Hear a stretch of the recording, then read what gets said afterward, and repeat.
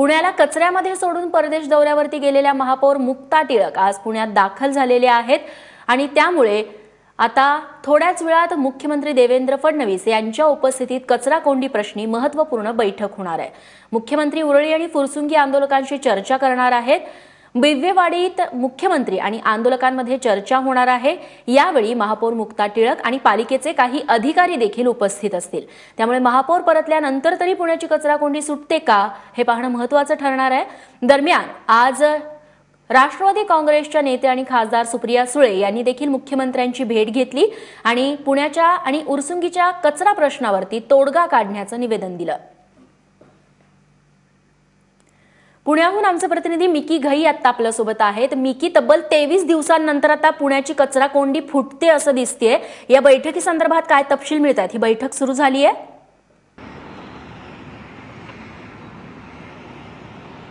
रेश्मा, पुण्यातील जी कचरा कोंडी आहे आज 23व्या दिवशी देखील कायम आहे। दरम्यानच्या काळामध्ये पुण्याचे महापौर असतील मुक्ता टिळक, त्याचबरोबर पालकमंत्री गिरीश बापट दोन्हीही विदेशी दौऱ्यावर होते। या कालावधीमध्ये अनेक वेगवेगळ्या पक्षाच्या मंत्र्यांनी येऊन त्या ठिकाणी बैठका घेतल्या, चर्चा केली, परंतु कुठलाही तोडगा निघाला नाही।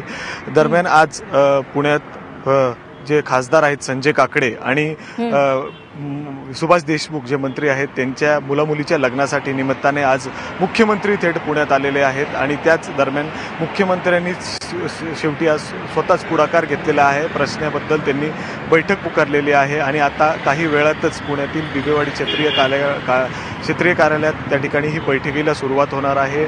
या बैठकीला पुण्याचे आयुक्त, महापौर आणि इतर जे आहेत कार्यकर्ते आहेत ते देखील या बैठकीला सहभागी होणार आहेत। त्याचबरोबर जे ग्रामस्थ आहेत त्यांना देखील आमंत्रण पाठवण्यात आलेलं आहे, ते देखील या बैठकीमध्ये सहभागी होणार आहेत। आज सकाळी खासदार सुप्रिया सुळे आणि पक्षनेते, राष्ट्रवादीचे गटनेते, पक्षनेते चेतन तुपे देखील त्या ठिकाणी मुंबईमध्ये जाऊन मुख्यमंत्र्यांची त्या ठिकाणी त्यांनी भेट घेतली, निवेदन दिलं।